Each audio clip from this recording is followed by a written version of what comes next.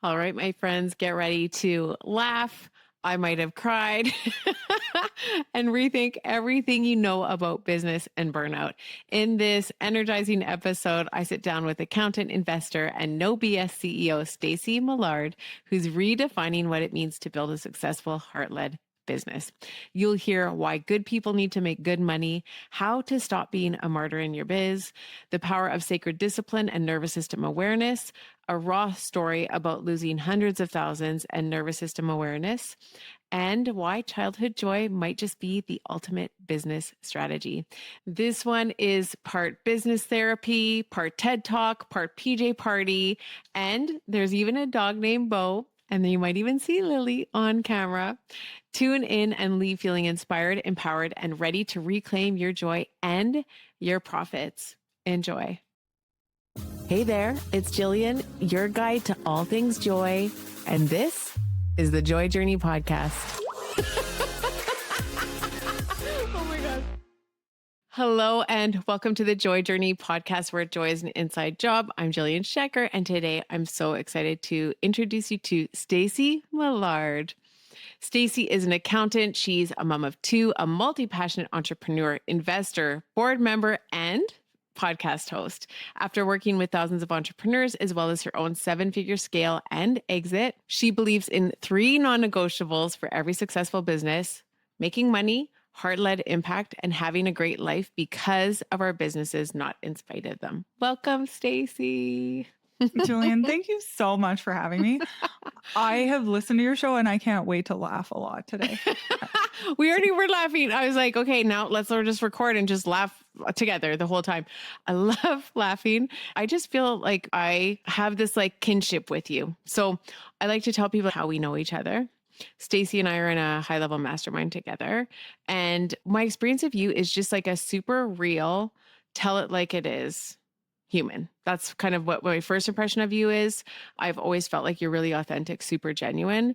Something that happened that really just made me think, holy shit, you're incredible, was when you reached out to me to celebrate that I had made it onto the charts for Apple Entrepreneurship Podcasts. And not only reached out to celebrate me, which actually makes me emotional, but you shared in the group and celebrated me publicly. And I was just like, this is my kind of girl. That to me is true sisterhood. And I tend to be the one who celebrates others, but to have you do that for me without really like fully, I mean, we've been in container together for not too long, really touched my heart. And I just want to say thank you. That really made a positive impact for me. Oh, well, first of all, you're so welcome, but also you inspire that in me. You have a way of speaking into people that whenever I'm around you, I'm just like in awe of you. And I'm like, I want to do better at that. Oh, you're so sweet. Okay. Yeah. We're starting off crying and laughing. Oh my No, goodness. laughing. No crying, just laughing. Here we go. Okay. So what I'd love to do, I've got so many questions actually. I'm so curious and I can't wait to learn more about you and share it with the listeners. But before we started recording, we were talking about like who you actually work with, because, you know, when I read 7-figure business owners, I was thinking, okay, no, it's this level of business owner. But can you just take a moment to share with us like who you most love to serve? Yeah. And how? Yeah. So for listeners, I am the CEO of Thrive Accounting, and we serve Canadian businesses anywhere from literally side hustle to about 10 million when they start needing somebody internal. And there's maybe a couple people that I'd put a disclaimer that I'm like, maybe that's not the best fit. But what lights us up is working entrepreneur first minded about how do we help you grow your business. And, you know, my intro is like, how do we make profit? How do we make money? How do we, money security for a lot of people? So like, how do we give people that while living the life that they love? So there's a lot more to it than just the numbers. It's about how do you, compact the workday so you have a chance to live or like do any of the other fun things you want to do outside of work? And how do you have impact while doing it? Because sometimes maybe the finances feel tight. You want to get back more. And so it's all about like, how do we really live life through our businesses and really get to enjoy it? And that's what we specialize in. Okay. I love this so much. It feels so different to me. Like you don't see a lot of people doing it in this way. It feels like kind of strategy coaching combined, would you say? Yeah, 100%. Like we give a lot of advice in addition to doing the bookkeeping and taxes. One of the other things that I'm just like really passionate about, I literally just got off a call with a potential new client. And I was explaining to them like over a decade ago when I started, we used to have certain rates for bookkeeping, but bookkeeping back then was like clunky typing things into a program. And now software has gotten so intuitive that we actually put significantly less effort into bookkeeping if you know how to use these tools properly. I said, we as a firm have rewinded our fees. Like our fees have decreased since we started. And like I'm sure if like Alex Hormozy's listening, he'd be like rolling over and like croaking. But I'm like, this is good business because we give back to our community. Like it takes so much less, where like most of the industry like doesn't want to rewind their fees. They just want to go up. Like we're so community focused and we're like, how do we help small businesses win? There's so many forces against them. Like, guys, you need visibility, you need marketing. Like, let's even like, you don't need to pay me more for your bookkeeping. Like, pay me less for your bookkeeping. We got plenty of clients. Go use that money on getting visibility, doing your marketing, having the impact you need to have. And so, I don't know, there's like lots that goes into it, a lot of values that go into the firm. Yeah, I love that so much. Let's just dive right in. You talk about profits, okay? You can really, truly, we're not running businesses if we're not profitable. I feel like a lot of the clients that I serve, people I serve in business, many of them are like soulpreneurs, soulful CEOs, very much purpose-driven people. And I work with a lot of purpose-driven leaders. And I feel like sometimes profits come second. I will even out myself 100%. So I do a process called joy-based values in my joy work. And I just recently, like yesterday, redid them.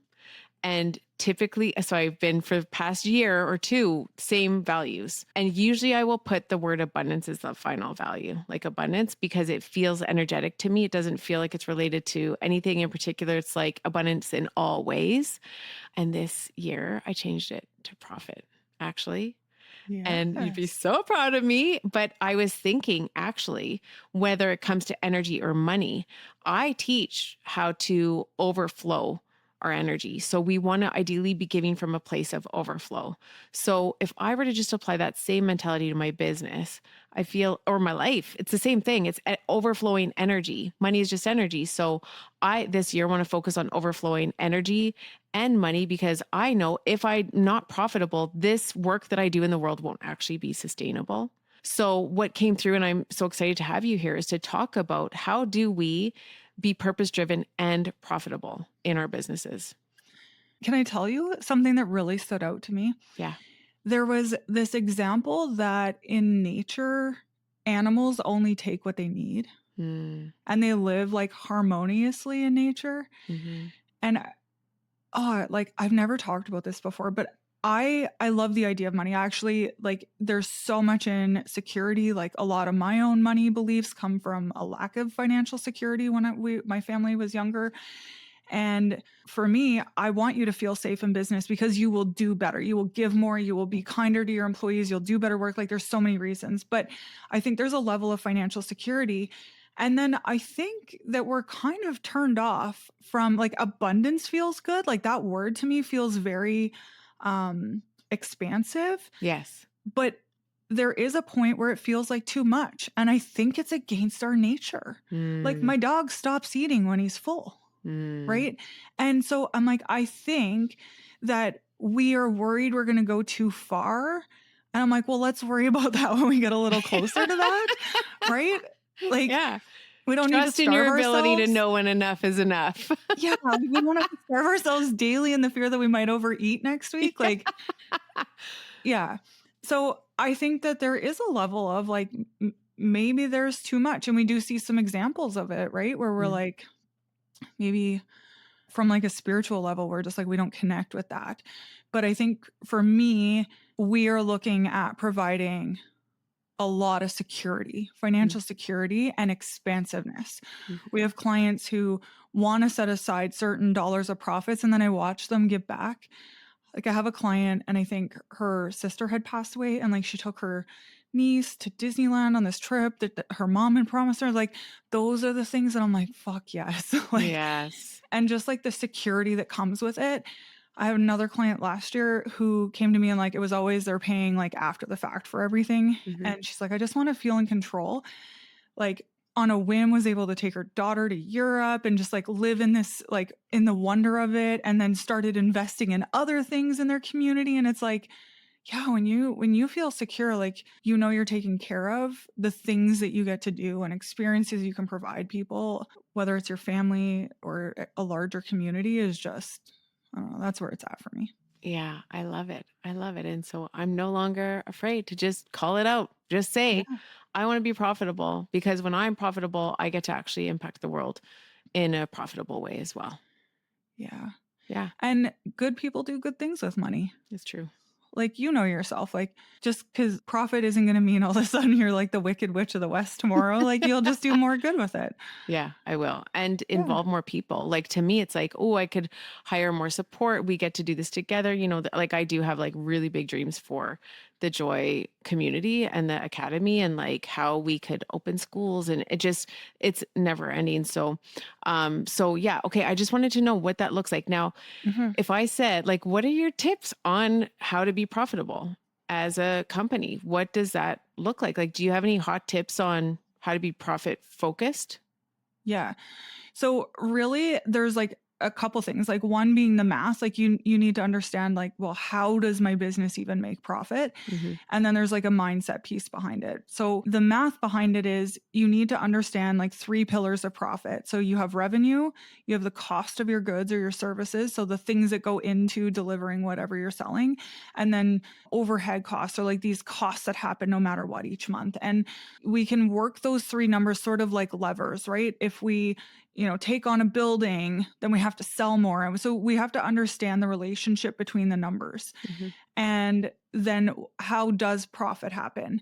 And there's a couple tips in there that I find that people forget. So especially solopreneurs, like they might be including their time when they're billing, but then they're not including all the other time that goes into business Hmm. and into selling. Or sometimes it's the opposite, is like we're budgeting for staff hours and we make a quote based on our team's hours, but then we forget to include our own. And so there's some things in there that's just like you need to know the math. And if you're ignoring the math, you're probably not going to get there, because Hmm. accounting is just like an after the fact measurement. But we need to use those to kind of give us here's the actions we need to take ahead of time. And then the other thing is we just don't have the mindset.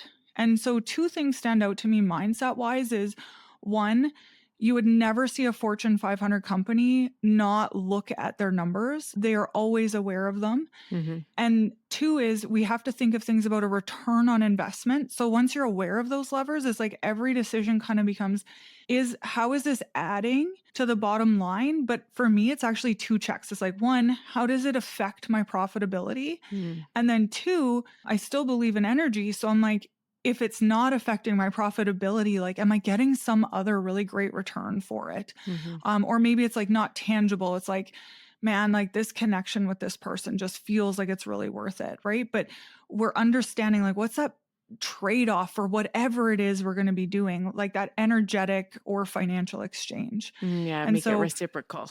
yeah. And so we're looking at that. But profit really comes with just setting the goal to be profitable. Most businesses have never thought of it.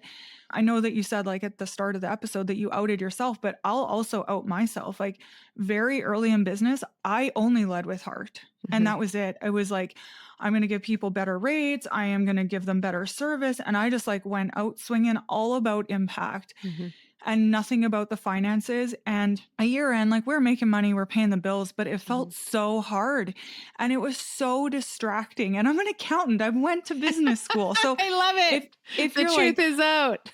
yeah, we weren't taught how to do small business, and neither of you, unless you grew up in that world, like Yeah. no shame. Like let's just leave the shame behind, Yeah. right? So here we are like doing work and we're just like scrambling. But when we started focusing on the numbers, there was so many things. Like I got to tell my team like, hey, this is what we really need to do for this client in a month. This is what they've contracted us, and we have to live within these parameters. And if they want more from us, they like, here's what that might look like financially for them. Mm-hmm. And so then the client wasn't over demanding from my team. And so my team felt like, oh man, like what we're getting paid feels good that I deliver on that. So like the team felt good.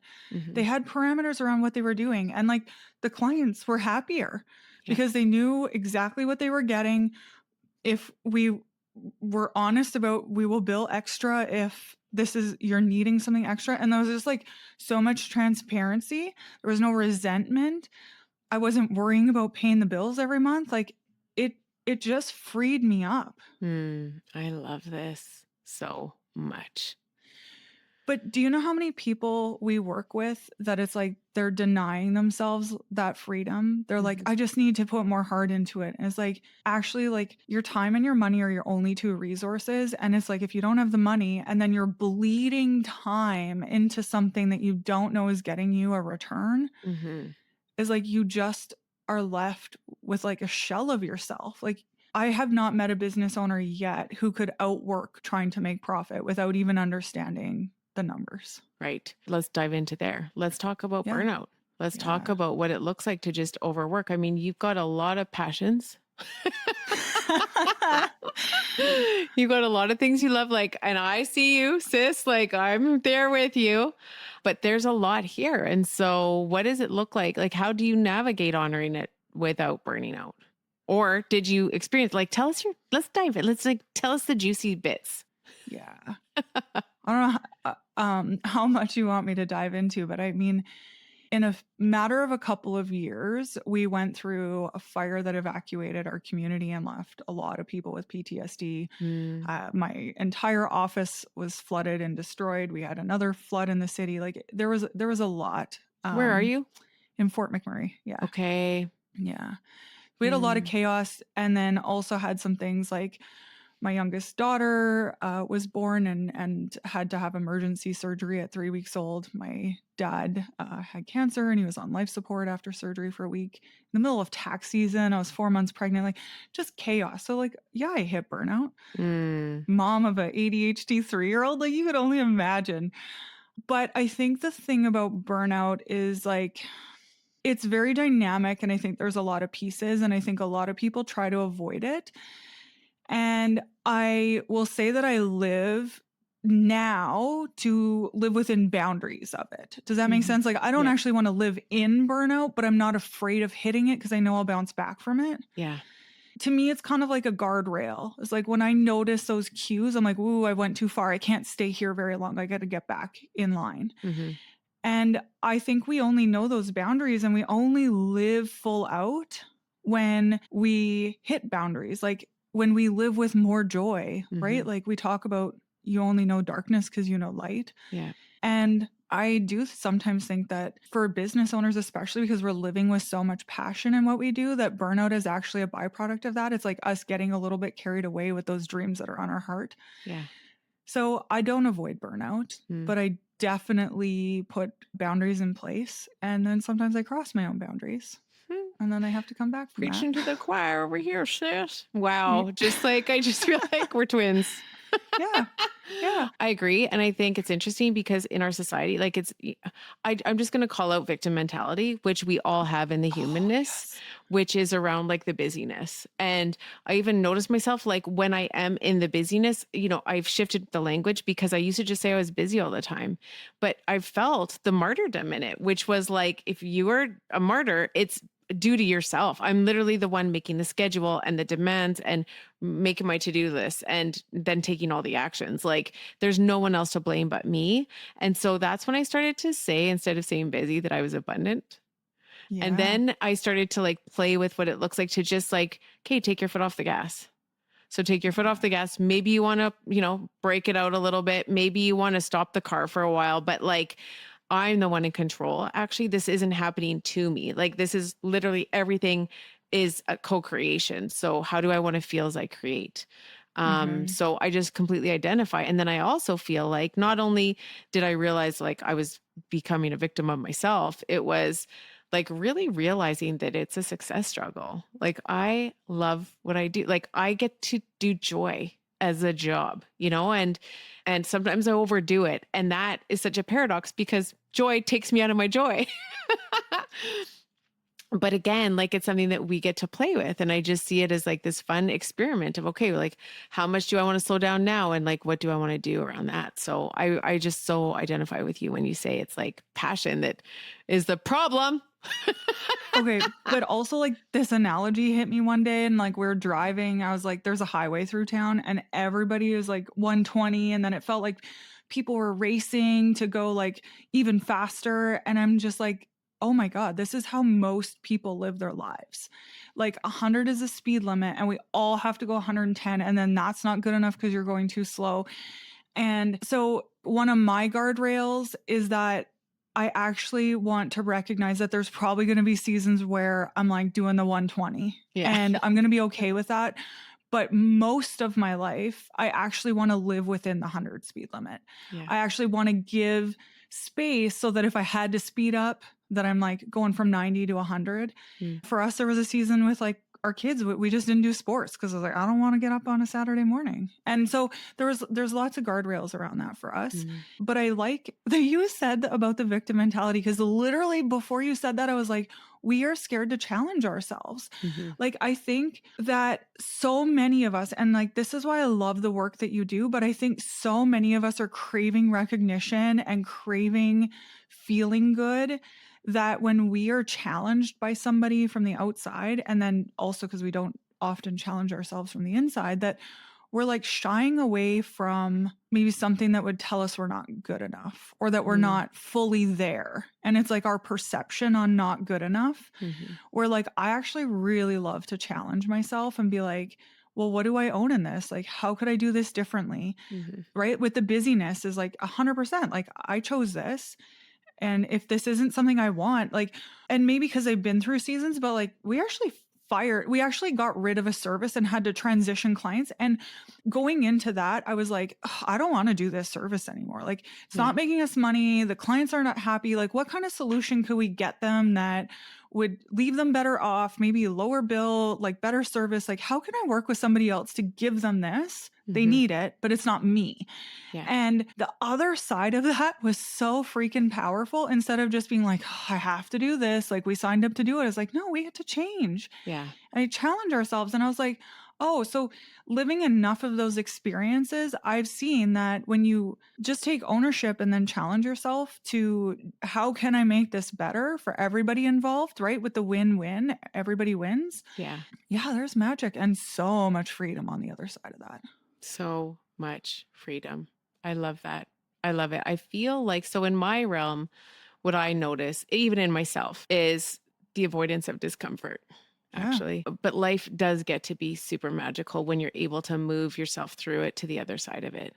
And I think we are meant to feel good, but feeling good doesn't mean comfortable, not on a deeper level. Feeling good means feeling aligned with like your purpose and your gifts and your passions. And so I even notice at the gym, like as soon as the trainer gives me something to do, I'll be like, no, I can't do it. And then the next day, and my bestie who I train with is like, you couldn't do that yesterday. I'm like, I know, because it was my mind getting in the way, like just being like, no, I don't want to do it, But it's like, actually, and I call this sacred discipline. What does it lovingly look like for us to guide ourselves through the discomfort to get to the other side? And I really feel like that's where joy lives, So I'm down. I see you. Okay, I literally hire a personal trainer too, because if it was just me at the gym, I'm not gonna do it. I'm like, I'd be on the 5-pound dumbbells forever. Me too. So I think comfort's interesting because I think that the search for comfort has actually led to like so much innovation that truly has advanced, like lifespans and so many things. And like, that's almost human nature. And so it's like kind of training yourself to also be, how do you like find some joy in the discomfort? And you're seeing that more now, right? Like people in their ice baths and they're like, okay, like, and they're lit up from doing it.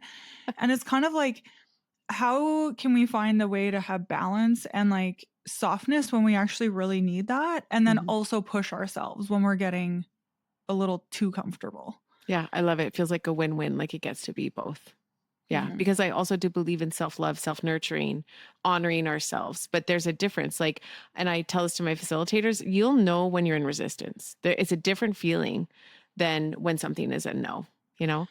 Okay, but, like, we also have to have the time and the space in life, and so this is actually what I notice with a lot of business owners, like, they don't know any of that because they've got their life so stacked up. There's Yes. so many reasons that they have to answer the phone in the evening, and they have to do this, and when we get a chance to sit down and be like, "How is this adding to either, like, some joy in your life or, like, that good life? How is it leading to impact or how is it leading to profits?" They're like, "Oh, it's not." They can't even hear it Yep. because 'cause they're so stacked up. 100%. This is why, like, we're speaking the same language in different ways. It's so awesome. It's like finances and joy, and they get to coexist. Yeah, money is energy. So we're both doing the same thing in like different realms. I Yeah, love we it. are. But first, in order to know if something's a no or if it's just uncomfortable, is you need to be able to feel your feelings. Mhm. And what that requires is the space and ability to actually feel your feelings. And this is why, like, my sobriety story is like all around the fact that most people don't either have access to feelings or don't want to feel. They don't want to feel the discomfort. They've shut down that aspect. So I think, like, you do speak up with the nervous system, which I love, and this opportunity to really give ourselves space and room to understand ourselves and honor ourselves at a deeper level. And this is something you do in your business too. Yeah, I learned about it early on and it was a game changer, even down to like how I would give my team feedback when I understood the way that our bodies like would change depending on our nervous system state and how we worked with clients. Like it just gave me a whole different understanding of like, ooh, I've got some tough advice to give. So like maybe I shouldn't just like keep on with this. Also, like I learned recently that I'm autistic. So I think for me that like understanding the nervous system gave me a framework to work around of like, okay, I'm giving this like tough advice. I got to give space for those feelings and then I could empower people, right? Yeah, I love Yeah. that. Can you tell me how you learned about the nervous system stuff? What prompted this for you? It was actually I think it was learning something for the kids. So my daughters are 7 and 9 now, but I was learning something about them as children and I was like doing some parenting course and I learned about it and I was like, "Oh, this is like everybody."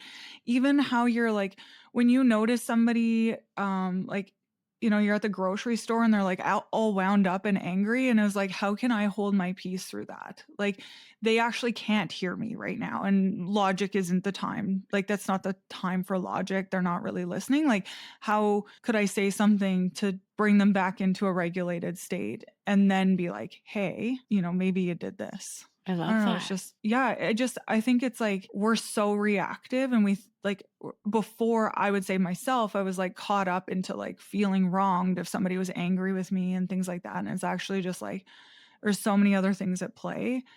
And when I was able to understand like, oh, the nervous system, like this is what this is, So, then I how could did you tailor that. bring that into your business? And how do you bring it into other people's businesses now? How do you support that? Yeah. So if I was like just learning this, it would just be like learn the states of the nervous system, right? So you can understand that and then start recognizing it. So it was more learning that I could see that maybe change in body language, change in tone of voice in people. I knew things that would kind of lead to that fight flight. Like when does it feel like the tiger's chasing you? And with money, like that Ooh, can sometimes feel often, right? yeah. Depending on where somebody's at. I started just noticing the difference in the states and like a lot more physical changes.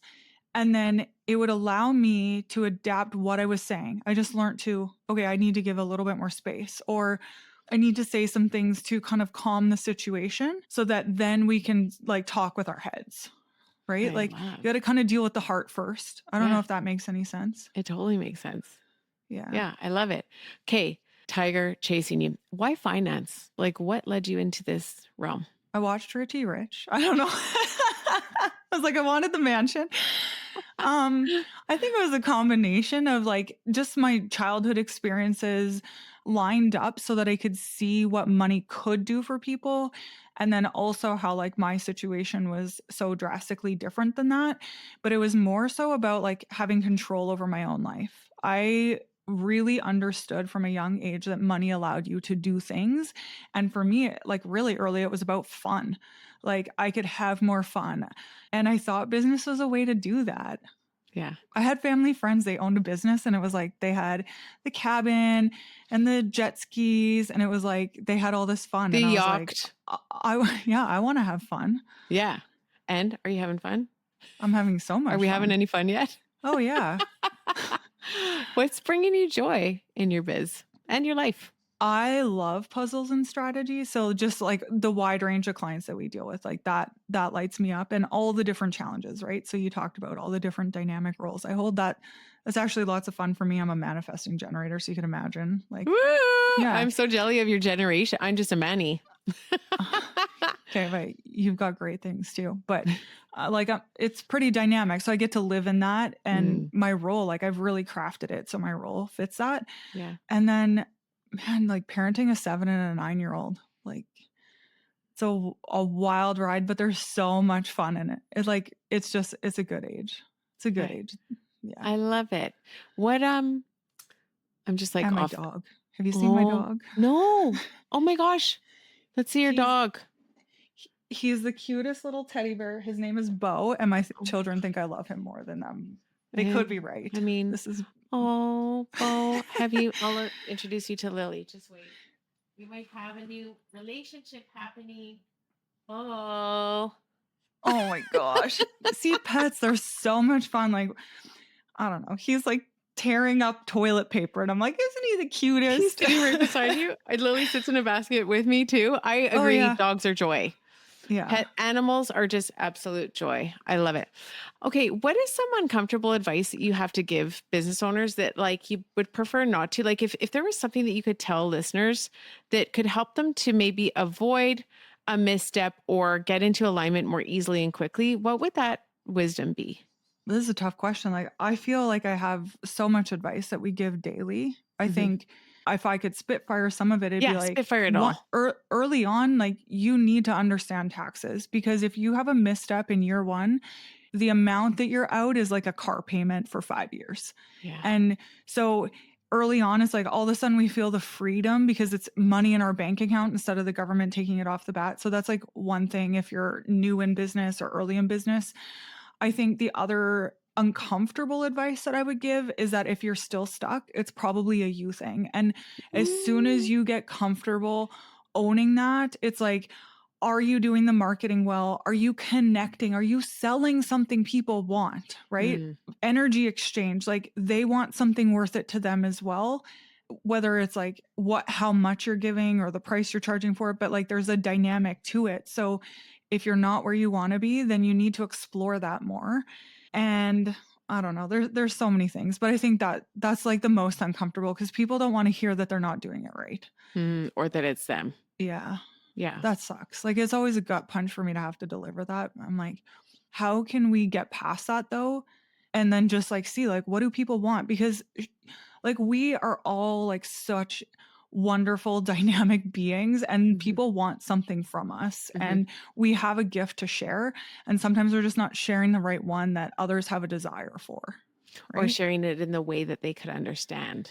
Yeah. That's what I find, right? Like, in Joy Facilitator, I teach soulful branding, and like I have a very deep brand past. Yes. And I still do branding and marketing. And what I found is that we get really complex, and, we're in our own lives and our own gifts and our own work. And we don't realize how something that might seem so simple to us really doesn't make a lot of sense to other. And so it's like, I think one of my coaches told me once to just market yourself in a way that people would Google. Like, what about what you're doing is something that someone would Google at night? Like 2 a.m., they're Googling this problem that you have the solution for. And then it's sharing in terms that they can hear instead of the jargon that we might typically use to describe it. Right? Yeah. Yeah. I think sometimes that business is such a like personal journey that we are looking too much inward, forgetting that like business is actually transactional, that there's two parties. So we're not listening enough. Yeah. Like, yes, we need to speak, but we also need to listen. Like, ooh. yeah. Good one. And so What does it look like to get into the places where your ideal clients are, to really hear what their issues are, what's going on for them, so that you can then speak to them in a way that they understand? So this is where I think, though, most business owners, like if you sat 5 people down at a table, all with different expertise, and then they're like, let me share this with you, and they actually had a chance to like speak and connect and ask questions and answer questions, then that conversation is so dynamic, and then they will walk away with a customer. Like 9 times out of 10, I watch most people in business are like able to do that. Mm-hmm. But what they're not able to translate is how that shows up on a website, how it shows up in social media. And then maybe sometimes they like, because they're not forced to sit down at the table, they're like, I'm introverted. And I'm like, yeah, me too, girl. Like, I like my alone time. But it's like, we're missing the fact that we like still need to have those conversations. So like, Mm-hmm. there's things getting in the way. And it's like, it's not that you're not capable of it, because I know when you sit down at a table and you're forced to talk about your business, most often you'll be able to like get there. Is trying to do it more concisely. Mm-hmm. And that's where like the listening comes in, because they'll actually just leave you clues. They're like, this is like, have you ever had an experience with, an accountant, and they're like, oh, let me tell you, they tell you exactly what they don't want. And then you're like, okay, that's important to you. Yeah. I do that. Mm-hmm. Right. Yeah. And that's like, well, we have a connection point. Mm-hmm. Oh, I love it. And I love like you using your own business to share that. Also, when people are sharing like what they do want, like what do they actually want? Oh, so good. Okay. So joy shows up in your business model in terms of the dynamic ways you get to serve. But also like in our team, like when I used to have an in-person team, we used to have a lot of events. Like we had like Nerf guns. We used to put like little CRA targets on the wall. Hopefully CRA doesn't call me now that I said that, but yeah. You gotta have fun with it, right? Yeah. That's so good. Okay. So you have shared that your greatest success comes from your biggest mistakes, which I just so love. Like, this is part of why I do this podcast, is to really like pull back the curtain on what people think they need to be in order to be successful. Could you share with us, something that maybe felt like it was a mistake or contrast at the time, but now you look back and you're like, oh, wait, no, like that was actually like such a huge opportunity for you? There's a lot of mistakes. First of all, if you've been in business a bit, there's going to be a whole list of them. But I would say like my biggest mistake was we had massive success early on. And I took on a business partner because I didn't think I wasn't confident in my own leadership skills. I wanted a partner to stand beside me. I had these dreams of how we were like going to conquer the world together. And that partner didn't live the same values. Like they said they had the same values, but they didn't live the same values as me. So I gave away, the way our partnership was structured, I think I gave away like $400,000 over the course of a couple of years. Wow. That's a lot. Yeah. And lost sleep over a lot of it. And then that partnership went sour. I lost a friendship. And had a lot of work to do. And what it taught me on the other side, though, was that like I actually had the strength. I doubted myself, and that was a really big mistake. And there were so many lessons in it about how I really did have the knowledge, the skills, the expertise, the strength for even just like when I didn't know I could figure it out.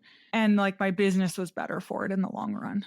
I love it. I love it. So that's just, you heard it here. It feels like the most horrible thing in the world. And 400,000, that's not a small amount. But it feels like nothing to me.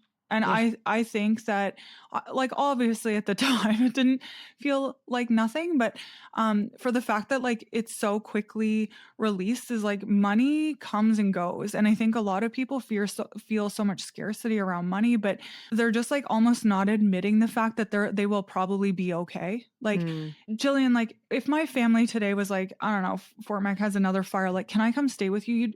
You don't even know my kids, and you'd be like, in a heartbeat. And we forget that we actually, like, maybe we're scared to ask or whatever, but like community shows up when you really do need it.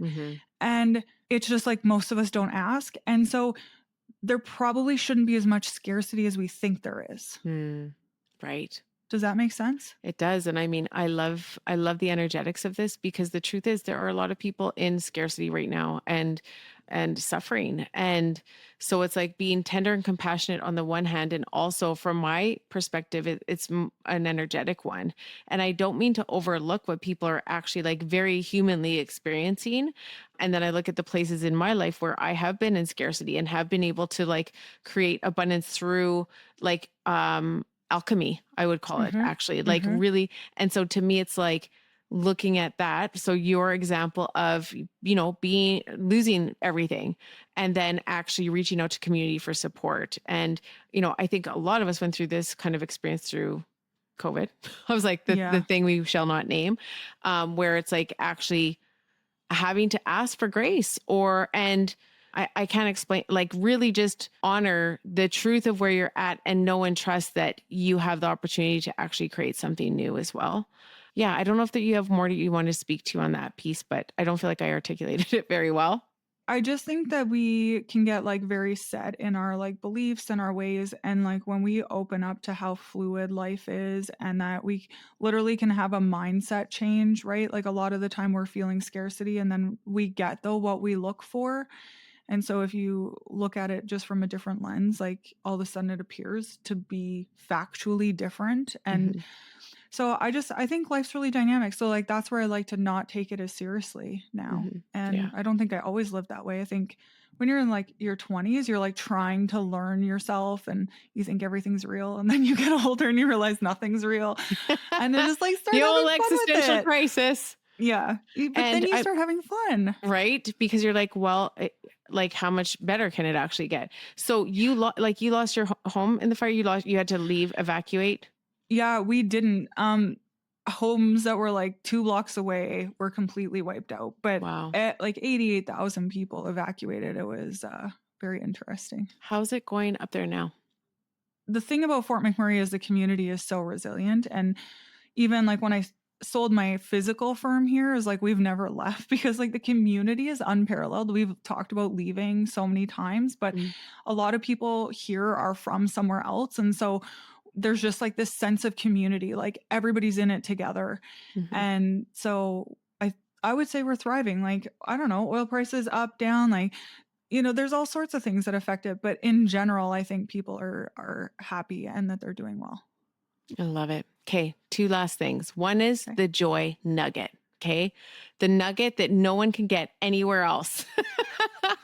What is the one thing that you would say could be like an absolute game changer? Maybe it's something that you would tell past self, or if you had like one nugget of wisdom to give to a potential client, what would that one thing be? If I was giving advice to my past self, it would be to like not deny myself childhood pleasures. Hmm. It's like we think we grow up and we get too good for it. And it's like, don't take things so seriously. Like, just let yourself enjoy. Like, now I use all sorts of accents with my kids. Like, you never know what's going to come out of my mouth. And it is the best. I love it. I love And it's that. just like, enjoy it. Just have fun. Yeah. And okay, so we're in the month of celebration is the theme for this month. And I just so deeply believe in the power of self-celebration. I think we're taught to stay small and don't brag and all of these sorts of things where for me, celebration is actually a way in which to raise our vibration so simply and easily and surround ourselves with others who also get to celebrate. So I would love to know what it is that you're celebrating in this season of your life. I think the thing that I'm most proud of right now is how I show up. Hmm. I think I'm very happy with that. We have a very fast growing firm and I think I'm doing well with that and I'm handling it well. And my husband started his own business and like, the kids, like I think that I'm allowing myself grace when I need it.